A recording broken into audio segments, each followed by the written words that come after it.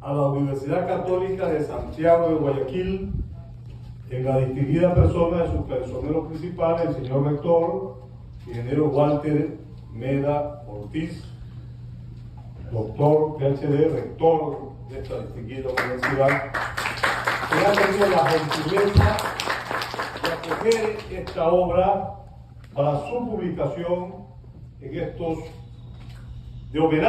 publicación de homenaje en el bicentenario de la incorporación de Guayaquil a Colombia y la entrevista de Bolívar y San Martín en julio de 1822. Libro que se inscribe justamente también dentro de los 60 años de creación de esta distinguidísima universidad.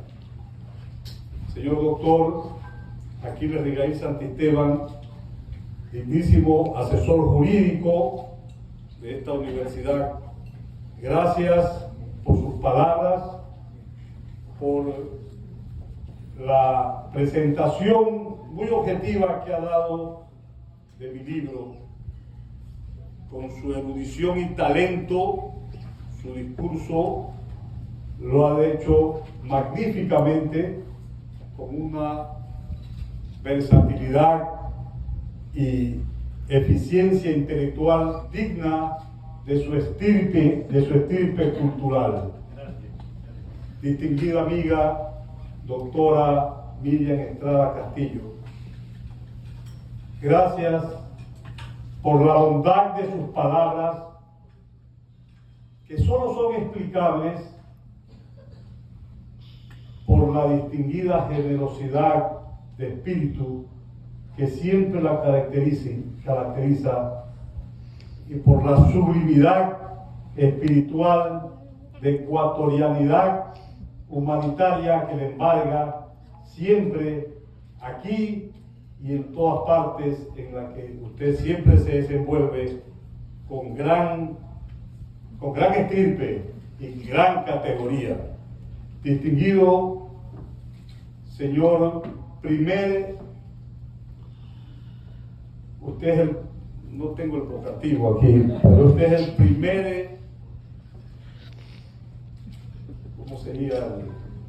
Primer invitado, primer ejecutivo, yo no diría cónsul, porque es el primer conde, ¿cómo sería? El jefe de misión de la República Bolivariana de Venezuela, señor Sassone. Para mí es un honor que usted esté presente en esta presentación de mi obra.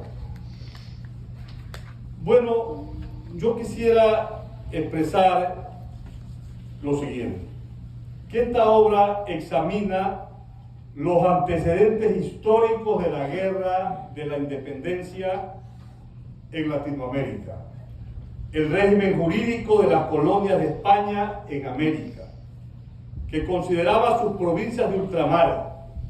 Asimismo, hace una revisión de la Revolución de Quito y sus consecuencias, y estudia la creación de Colombia en el Congreso de Angostura, y sobre todo la independencia de Guayaquil del 9 de octubre de 1820.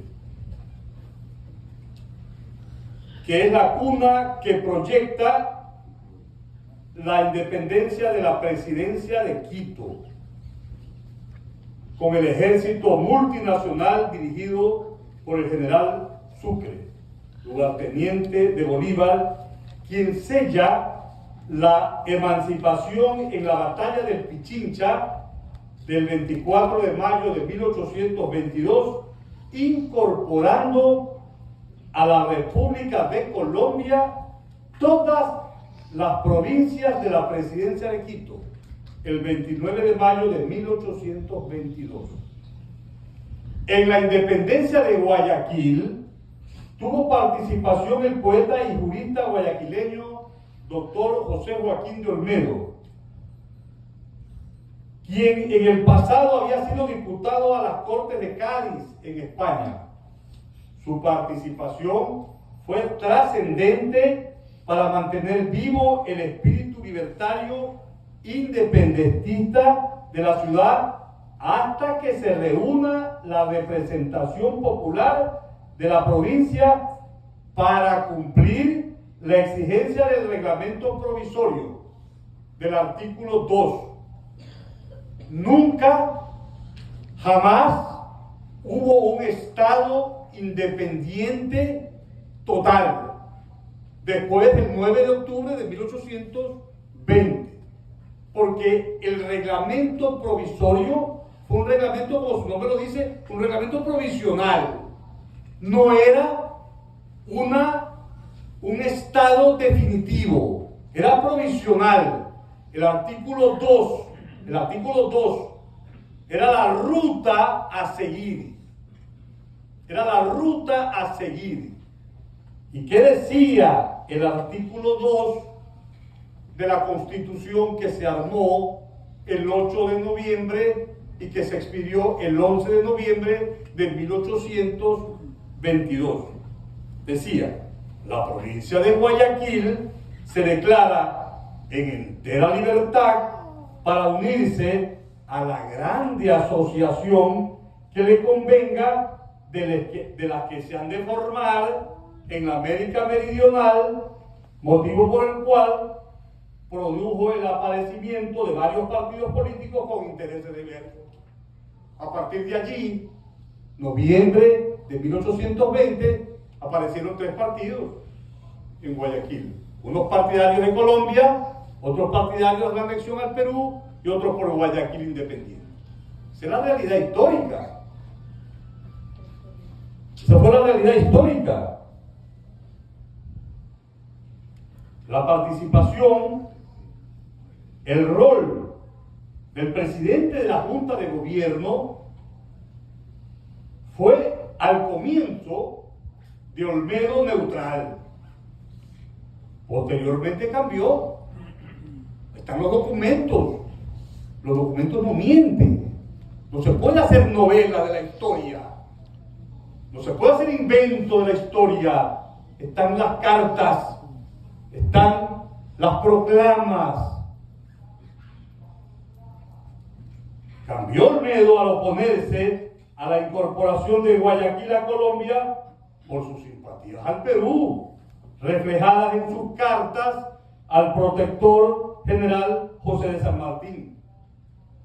Autoexiliado, se convirtió después en un entusiasta bolivariano, con su canto a Bolívar en su bello poema La Victoria de Junín, que lo enalteció como príncipe de los poetas americanos y honra inmortal del Ecuador, su patria. Como Guayaquil, oídme bien, pertenecía, de acuerdo con la cédula real española del 29 de agosto de 1563, a la Real Audiencia de Quito, y en la época de la independencia formaba parte del virreinato de Santa Fe de Bogotá, para la Colombia de Bolívar era territorio de ese país, porque la Colombia de Bolívar fue creada en Angostura el 17 de diciembre de 1819.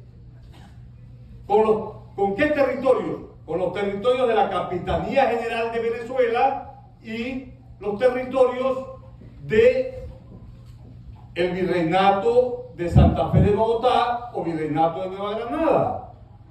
En cambio, San Martín consideraba que podía anexar Guayaquil al Perú, en razón de haber pertenecido en el pasado el Virreinato de Lima.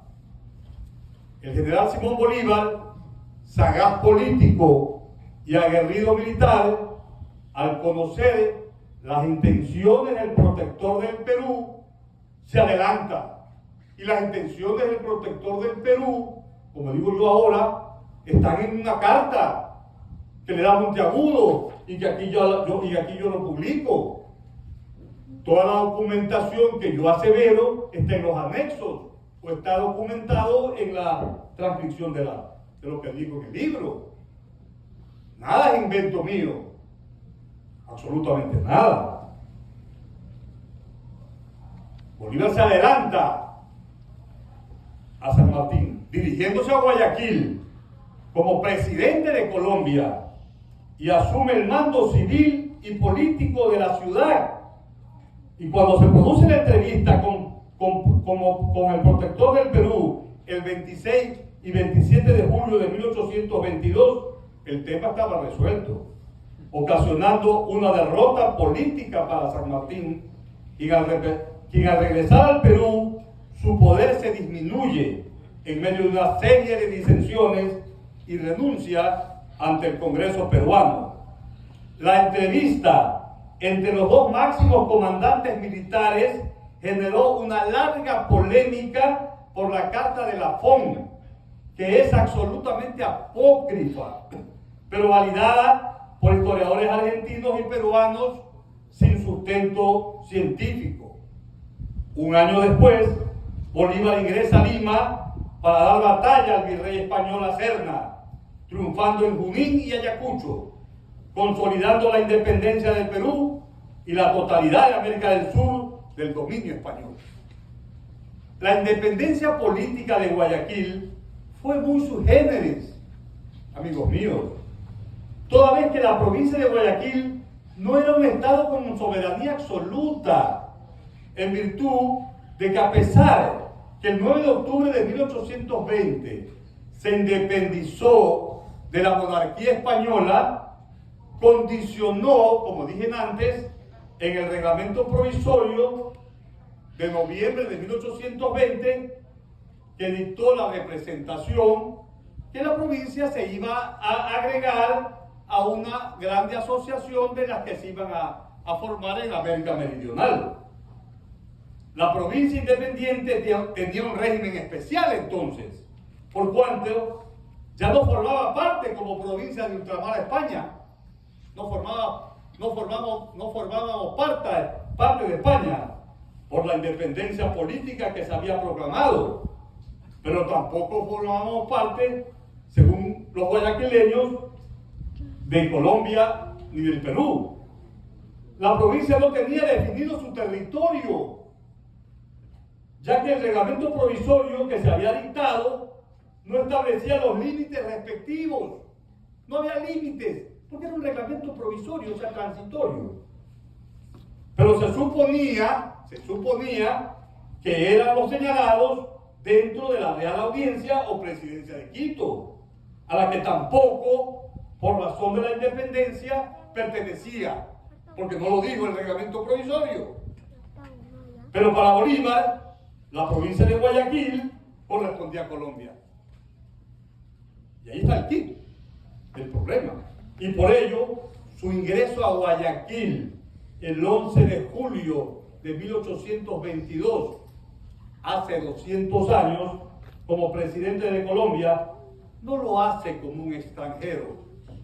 Bolívar no ingresa a Guayaquil como un extranjero, toda vez que la ley fundamental de Angostura de 1819 y la Constitución de Cúcuta señalaban que el territorio de esa nación comprendía el virreinato de Nueva Granada y la Capitanía General de Venezuela, siendo que la presidencia de Quito estaba circunscrita territorialmente al virreinato de Nueva Granada.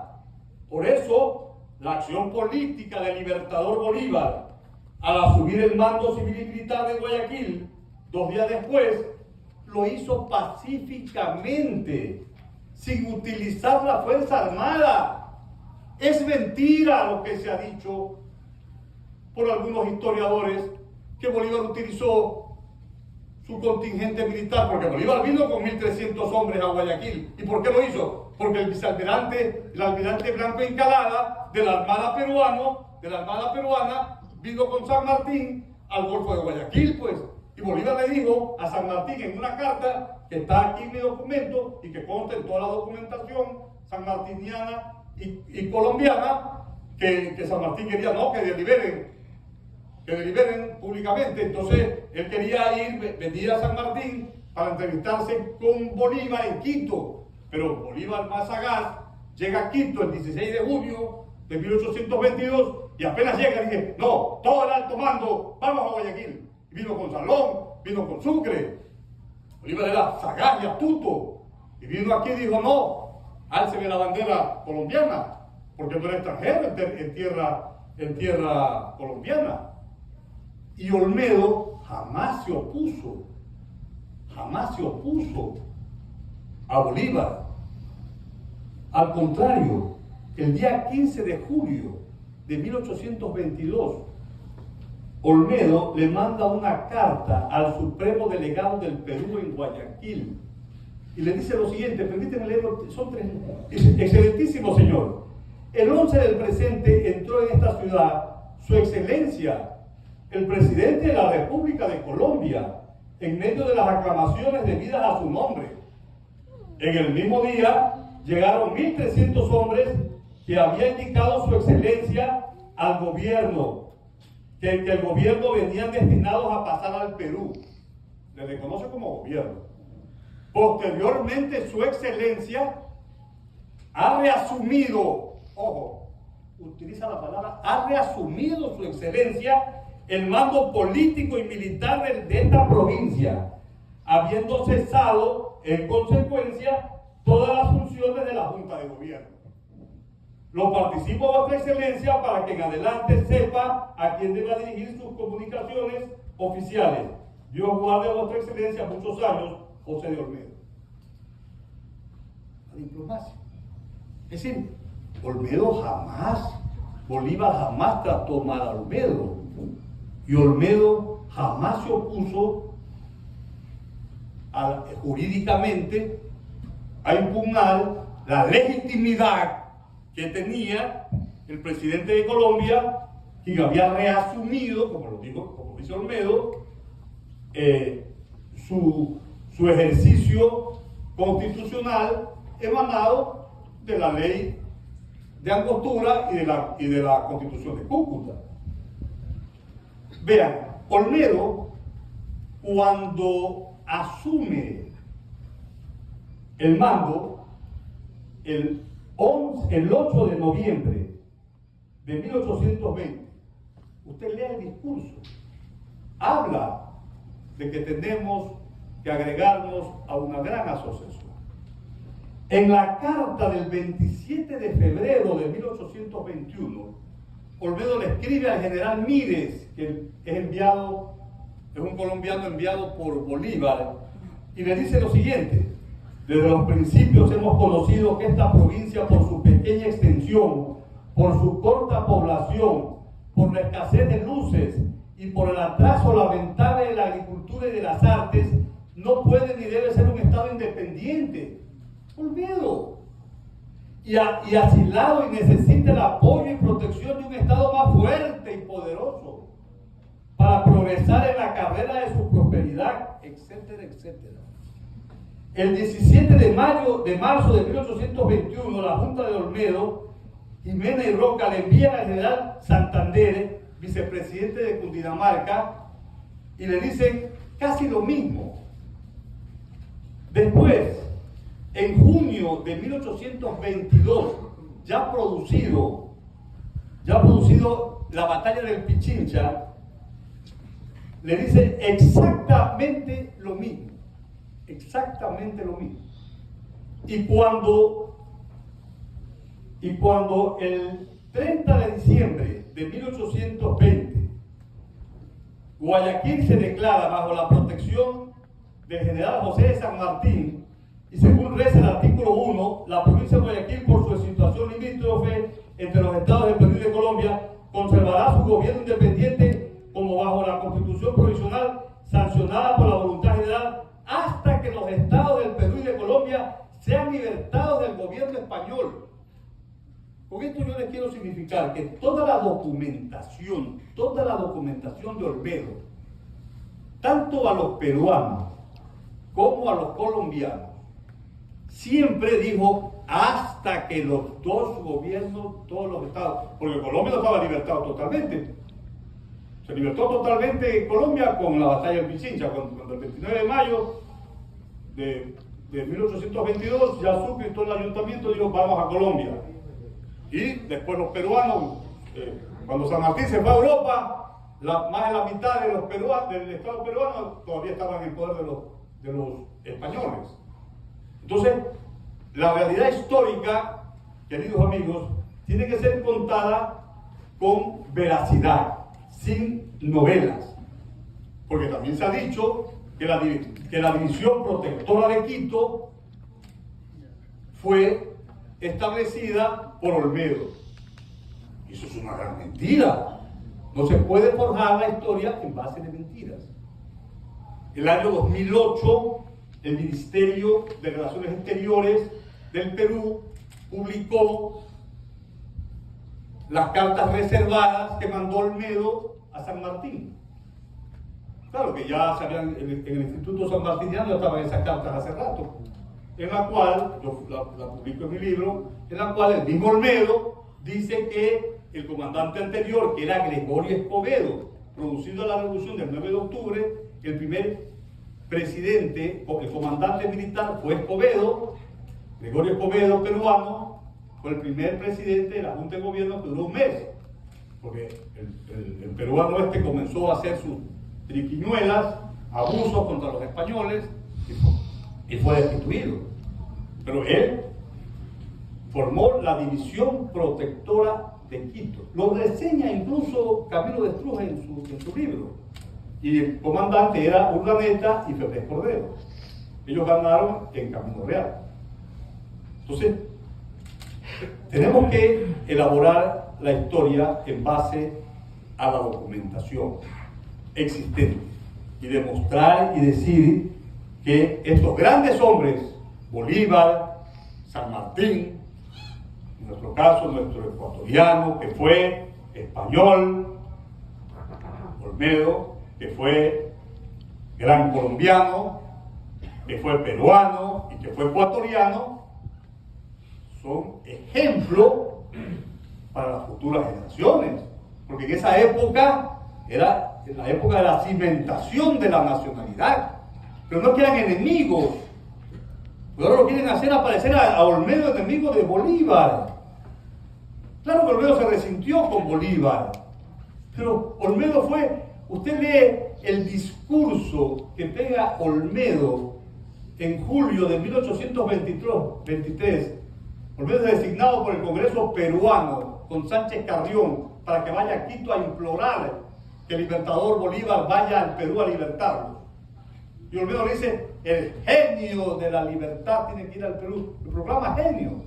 Y después de la batalla de Junín y de Ayacucho, el trueno horrendo que en fragor revienta, y trueno horrendo, y el canto a Bolívar, la victoria de Junín. Sordo retumbando se dilata por inflama esfera. Al Dios anuncia que en el cielo impera y proclama a Bolívar en la tierra. Y el rayo de Junín rompe y ahuyenta. Es decir, es imposible, Aquiles, es imposible